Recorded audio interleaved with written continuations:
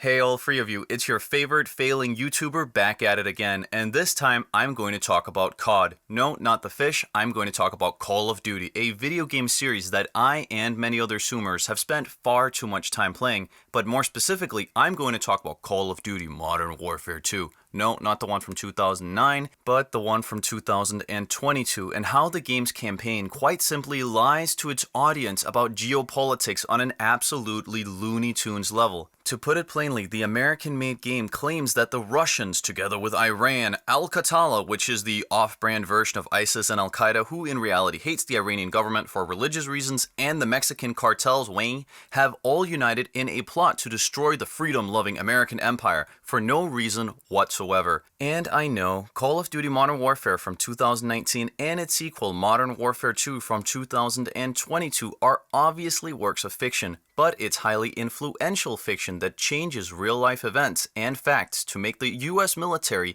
look more innocent than a pit bull named Scribbles. Like, for example, when Call of Duty Modern Warfare 1 changed the infamous Highway of Death event into a Russian attack when it was in reality the American military that back in 1991 had committed the condemned attack on retreating Iraqi soldiers. Or when Modern Warfare 1 also tried to make their version of the Syrian rebels appear as progressive feminists fighting for democracy, when in reality the vast majority of the rebels were the God is great and Salam alaikum sister, where is your hijab Ramadan types who were funded by your tax dollars. But since the Call of Duty Modern Warfare 1 Free College for Trailer Park Boys simulator was already covered by several YouTubers back when it first launched, we're instead going to focus on its sequel, Call of Duty Modern Warfare 2, that was released in October 2022.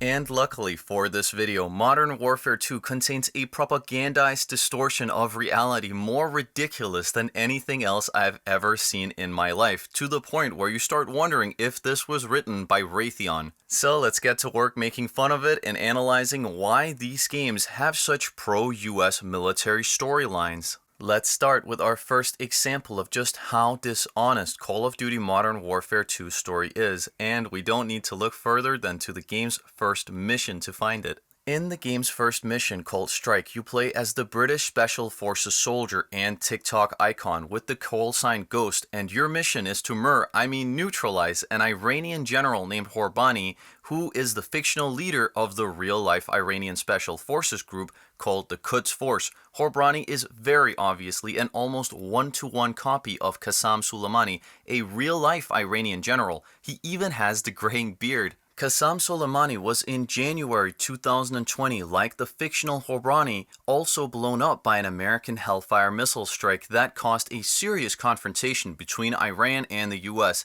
However, there is one very crucial detail that the game's plot changed. In the game, the Quds Force and Horbani is allied with Al-Qatala, which is literally just Al-Qaeda/ISIS, but with a different name since the developers didn't feel like paying for new bulletproof windows. But this in-game connection between AQ and Horbani/Soleimani is weird. Unlike Call of Duty's Horbani, the real-life Qassam Soleimani didn't work with Al-Qaeda or ISIS, but was instead probably the most influential general in the war against ISIS, and if it hadn't been for him, ISIS might still be recording After Effects montages in the middle of Mosul till this day. But the only reward Qassam Soleimani received from Modern Warfare 2 was being blown up by the player within the first 10 minutes of the game, and then being done completely dirty by being portrayed as being an ally to the demon spawns he had actually been fighting in Iraq and Syria for more than 10 years. And regarding Al-Qatala and Al-Qaeda being the same thing, they aren't even trying to hide it at all. The British and American soldiers that are the game's protagonists literally just call them AQ throughout the majority of the game, which is also very commonly used slang for Al-Qaeda. But by far the biggest meme claim in the game is that the Russians and the Iranians, through their AQ alliance, have also united with the Mexican cartels. And why did these geopolitical players align themselves with a bunch of overly enthusiastic Sinaloan farmers? Was it because of the absolutely fire corridos? Surprisingly, no. Was it because of the nice all-you-can-eat taco buffets in Culiacan? No. They did it because they want to smuggle missiles into the US for their usual foreign cartoon villain schemes. But the bigger question would be, why? Why would the cartel and their strong girl boss leader agree to work with a bunch of groups hated by the superpower living next to them? Drum roll, please. Terrorism is good for business. It's insurance. And then after Senor Ghost asks how that makes any sense whatsoever, the Sinaloan girl boss goes crazy as if her thought pattern is completely logical and says, ¿Puedes sacar la cabeza del por un segundo? Madre, Alejandro!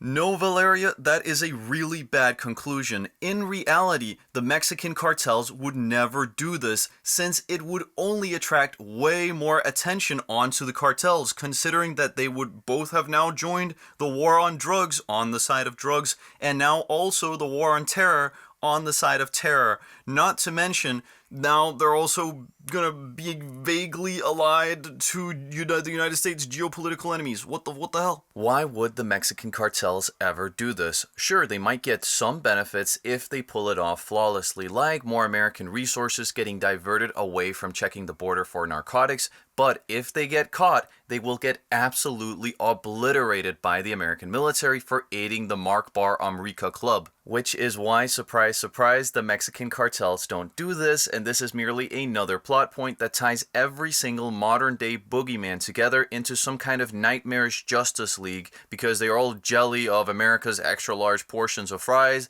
and totally not because of any other America related things. Another way in which Call of Duty Modern Warfare 2 is also pushing a very pro-military message is in how it glorifies its main characters in a way that older Call of Duty games never did. Let's look back at games like Black Ops 1 and 2. They certainly didn't make the US military seem like the good guys or like superheroes at all. It made the main cast of soldiers seem more like a band of violent lunatics upholding the status quo while fighting against even more violent and even more insane Slavic and Mestizo lunatics. So while the Americans were still better, it certainly didn't make anyone seem like Hollywood heroes, unlike the new games, where it seems like all the good guys have Avenger tier origin stories. I mean, just look at Ghost. This British globe-trotting killer has been hyped up so much that I'm surprised that he doesn't have his own theme song by now. Ghost makes war seem masculine and actually makes you want to be like him, while actual veterans more likely makes you want to stay as far away from war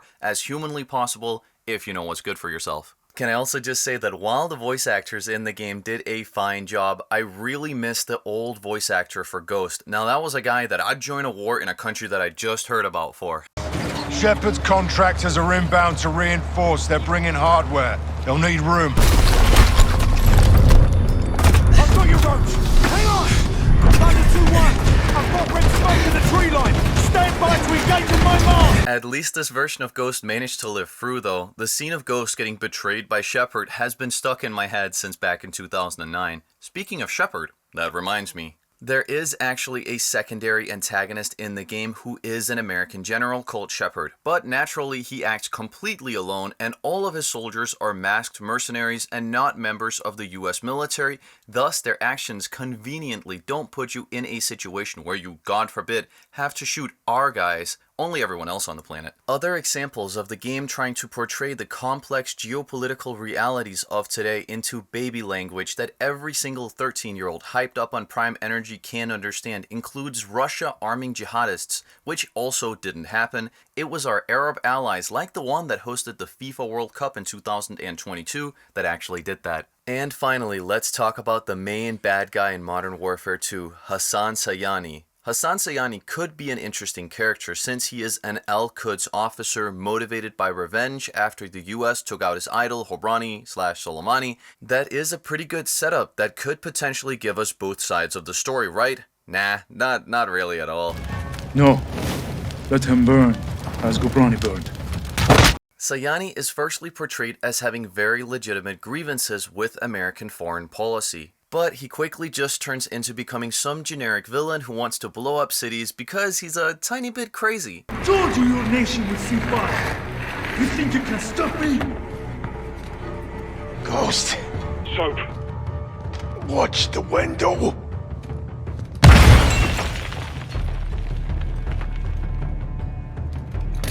We're not attacking. We are invading. even says this about the English language to really drive home the point. You speak Arabic? No. Farsi? No. Of course not. Then I'll speak your bastardized medieval English. Because you're all uneducated street dogs. So while he also does come with normal critiques of America's actions abroad, they all just get discredited as the ravings of a hateful and crazy person by the plot, and it never really gets touched upon in depth. Instead, he just hates us cause he ain't us. Of course, Sayani also ends up getting no-scoped by Ghost. I still sympathized with the antagonist as usual though. I've broken no laws.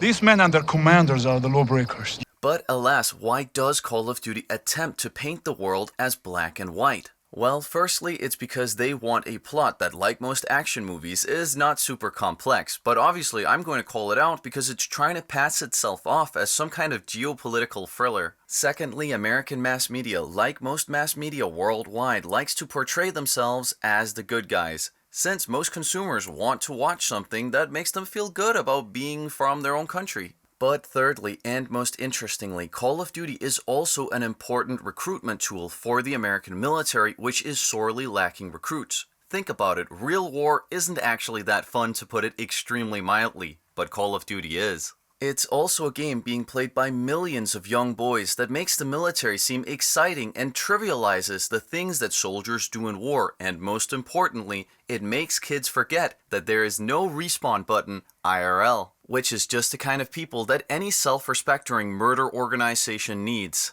That's why the US military has built a close relationship with Call of Duty and its owners, Activision Blizzard. An example of this is that in 2018, the US Air Force flew an entertainment executive from Activision Blizzard out to make him and others more credible advocates for America's boys in green. The US military in fact views Call of Duty as such a valuable recruitment tool that the US Army allocated millions of dollars to sponsor a wide range of esport tournaments, individual high-profile Call of Duty streamers, and Twitch events in the last year to specifically grow its audience with Gen Z viewers, and especially women, black people, and Hispanic people, because now it's someone else's turn to die for American cultural and military hegemony. The US Army also planned to spend $200,000 on sponsoring the mobile version of Call of Duty. Part of this sponsorship would provide in-game currency to players who viewed Army ads. Hey bro, you just got headshotted by an Arab with an AK-74U with pink camo. Wasn't that just fun? Well, did you know that you can do this in real life too by joining America's best and brightest in uniform today?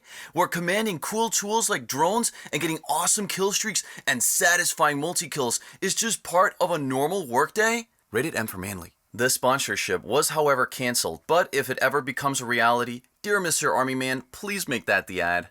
Anyhow, this close relationship with the US military likely also contributes to why Call of Duty would never paint the guys that they're encouraged to recruit new guys for as the extremely morally gray dudes. I mean, who wants to go home and tell your family, I'm off to join the military wing of a giant capitalist empire? No, you want to say, I'm off to fight for our beautiful freedom and to get free college, just like that cool soap ghost Priceman from COD. So, all in all, it's fine that Call of Duty Modern Warfare 2 and other games take inspiration from real events, but when they turn their entire game into a giant ad for the US military and makes the rest of the world seem like the bad guys, I'm at least going to create a video that talks about it and tells you to go and take care of animals instead of joining some soldiers, even if they have cool multicam uniforms and skull masks.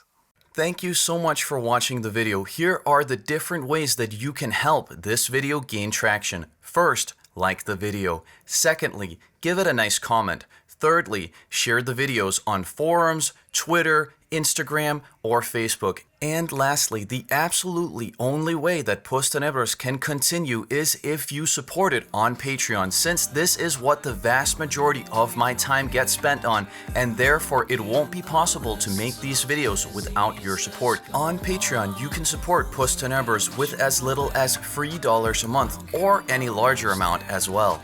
If you support Postenevers on Patreon, you are not only making the continuation of Postenevers possible, you will also receive a lot of early access footage and behind the scenes stuff. And naturally, you will also be given a shout out at the end of every video for your amazing help. The link to Patreon can be found in the video's description. And finally, I just want to say thank you so much to all my patrons, which are Justin, Luke, Gene, and Laurentius. You guys are absolutely amazing. Thank you so much for your support. You have no idea how much it actually means. So thank you guys so much from the bottom of my heart. I don't really have anything else to say. Of course, I just hope you guys really enjoyed the video. And I just wanted to say it more face to face. I hope this doesn't look too much like I'm being kidnapped by Al-Qatala. Anyways, that's about it, guys. Thank you so much for watching the video. And that's about it.